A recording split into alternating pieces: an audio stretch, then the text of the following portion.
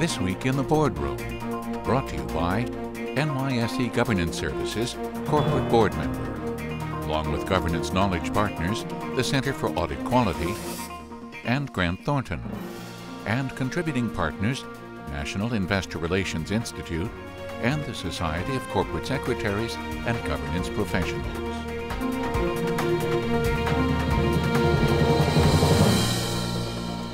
Welcome to this edition of This Week in the Boardroom. I'm TK Kerstetter, Chairman of NYSE Governance Services, and it's my pleasure to welcome you to the show today. We have an interesting topic. We're actually having the Harvard Business School visit This Week in the Boardroom. So with us is maybe one of our most esteemed guests that we've ever had in the show. Let me introduce Rob Kaplan, who's the Martin Marshall Professor of Management Practice and Business Administration and the Senior Associate Dean for External Relations for the Harvard Business School. Previously, he served as Vice Chairman of the Goldman Sachs Group. In addition, he serves on the board of State Street Corporation and is also the Chairman of the Investment Advisory Committee for Google Inc. And Robert, that is the longest introduction, and I left a lot of things off. That's so all right. That's good. It seems like you must be 90 years old to fit all that stuff in, but it is a pleasure to have you on the show. Thank you. Good to be here. You have the great perspective of not only sort of living the world as a director and with your time at Goldman Sachs, but now you're in a situation where you're like us at times, educating directors, developing people, doing that. So sort of my first question is, you know, there's sort of a bad rap on the director. It comes out of 2008, 2009. It's also a bad rap because the media, you know, even though you might have 100 people doing something right, when somebody does something bizarre, they're going to put it in the paper. So it's not a great public opinion of what directors do. You and I know that's not the case. That right. Directors are very focused. But talk a little bit about sort of how we sort of got ourselves into this position and sort of your observation of it. So you just have to accept when you're a director, if something goes wrong at a company, they're going to look to the board and wonder how you let it happen.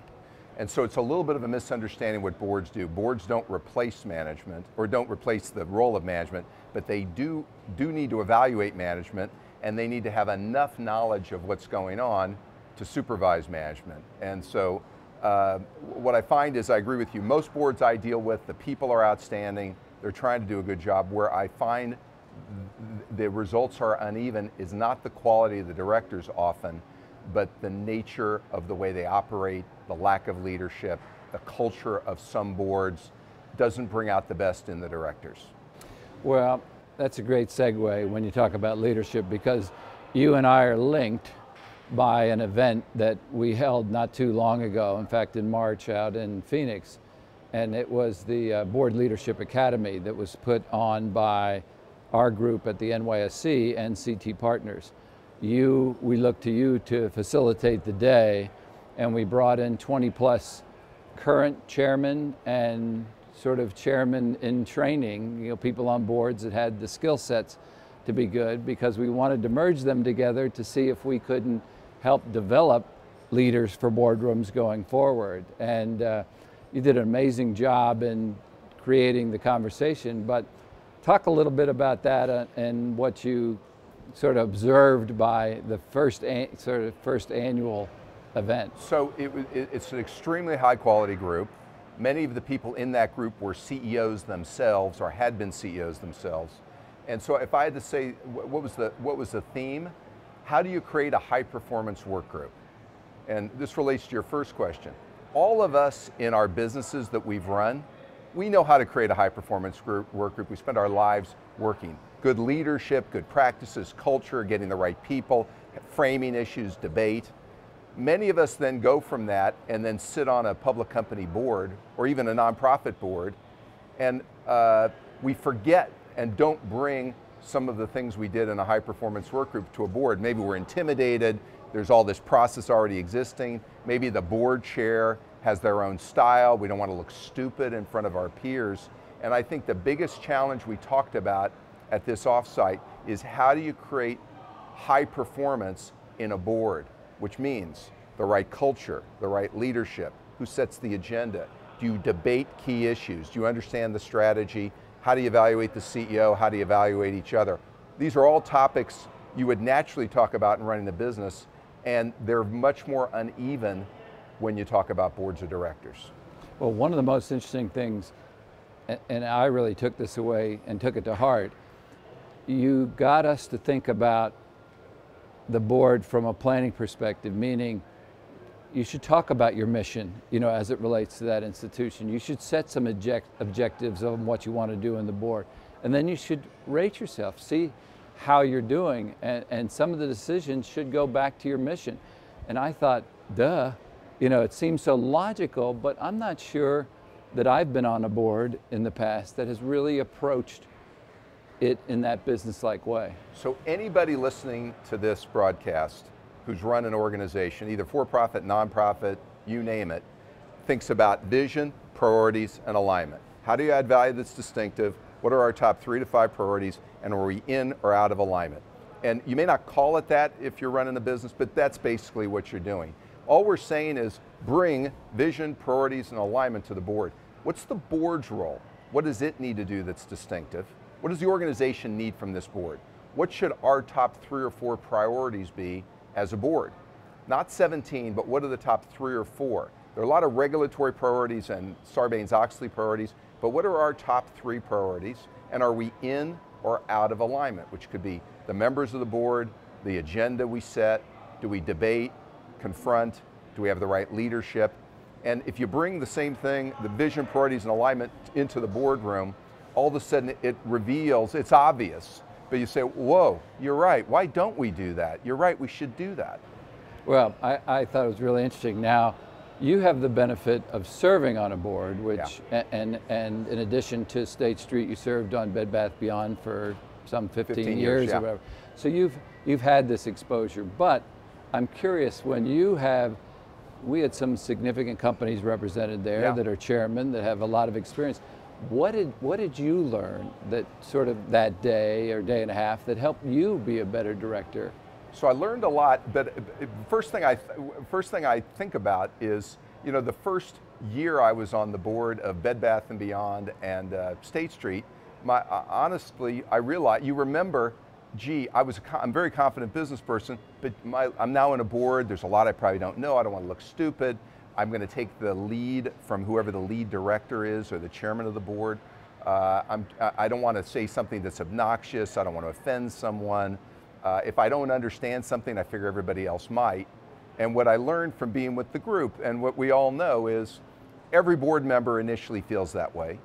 And what we try to do in this board academy is list what are the big issues we're facing, what's keeping you up at night as a director, and what are the things that work that you do and what are the things that don't work. And what I learned in those sessions, how do you deal with succession for the CEO? We had some interesting discussions. How do you evaluate the CEO? How do you evaluate fellow board members? How do you deal with a board member that used to be a great director, but now you think you got to find a way to roll that person off? How do you have the conversation? And what we went around the room doing is sharing, well, here's how we did it at this company, here's how we did it there.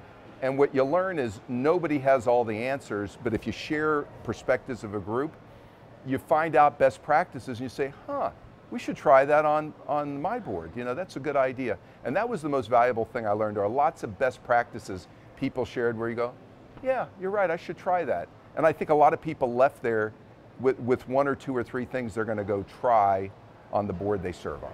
No, I thought it was very, very interesting. Now, I can't have you on the show with your background and all your experience without us talking about 2 things. One is the recent rise in shareholder activism and all the money that's flowing into the hedge funds, which is just giving them an amazing tool from which to influence organizations, and the big push for shareholder engagement, meaning making sure that the board is communicating with the shareholders. Some ways they go a little hand in hand, on that side. But talk for a little bit, if you would, about that sort of phenomena and what you see when you sort of look to the future. Yeah, so in the 80s, when I first started as an investment banker, there was a lot of shareholder activism, but those were called hostile takeovers. So the way that manifested itself is companies would take over others, often unfriendly, bear hugs, tender offers, et cetera. That was the old barbarian at the gates? That was one of the examples. Yes. That was the typical way you express dissatisfaction, and boards were very sensitive to how they might be taken over. Then there was a bit of a lull. People, I think many CEOs found that, gee, an unfriendly or a hostile takeover could distract your company for months, a very long time, and so you've seen less of them. We now have a new form that's driven not by buyers, but by investors. I think this is having the same effect in that people are saying, how would an activist look at me? Are there businesses and practices and other things we should do that we ought to jump on proactively because an activist is going to push us to do it? I think that's a healthy thing. The other thing I think is going on, and you and I have talked about this, and people may not connect these two things, the rise of exchange-traded funds and the commoditization of long-only investing, and even long-short hedge funds are getting, it's tougher to outperform. I think what a lot of hedge funds are finding is that one way to differentiate yourself is to be an activist, to take stakes in companies, push for change, and that's how you can differentiate yourself and outperform. So I think this is here to stay and going to be on the rise, and I think you should expect more people are going to get into this, not less, because the barriers to entry to being an activist are really relatively low. So on the other part of my question, the shareholder engagement and that push, this is a challenge because the shareholders want to hear more directly from the heads of the committees, okay? You know, so that creates a whole new skill set if you're going to put your committee chairs in that situation. A lot of attorneys will say, hey, that's not a good situation for you to do in an open forum.